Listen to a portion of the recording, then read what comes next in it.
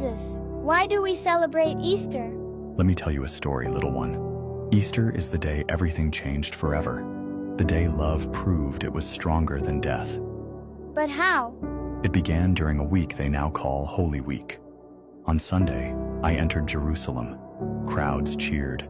They waved palm branches. They called me king. That sounds like a happy day. It was. But the cheers didn't last long. By Thursday night, I sat at a table with my closest friends. I washed their feet to show them love means serving, not being served. But isn't that something a servant would do? Yes, because love doesn't look for a throne. It kneels, it serves. It lifts others higher than itself. And later that night, I was betrayed. They arrested you? Yes, they mocked me, spit on me, whipped me until my back was torn. They pressed thorns into my head until blood ran down my face. And then, they nailed me to a cross. They nailed you? Through my hands and feet.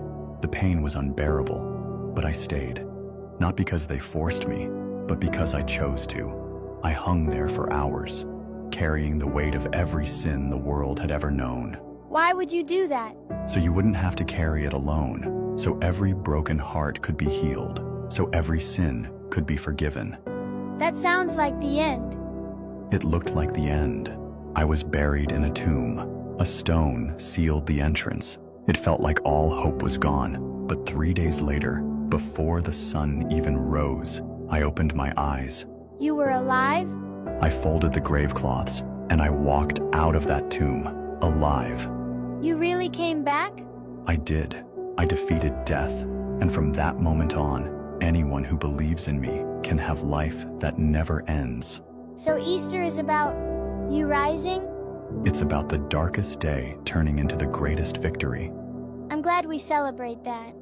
And every time you choose love, forgive like I forgave you, or believe when it's hard, you're celebrating Easter too.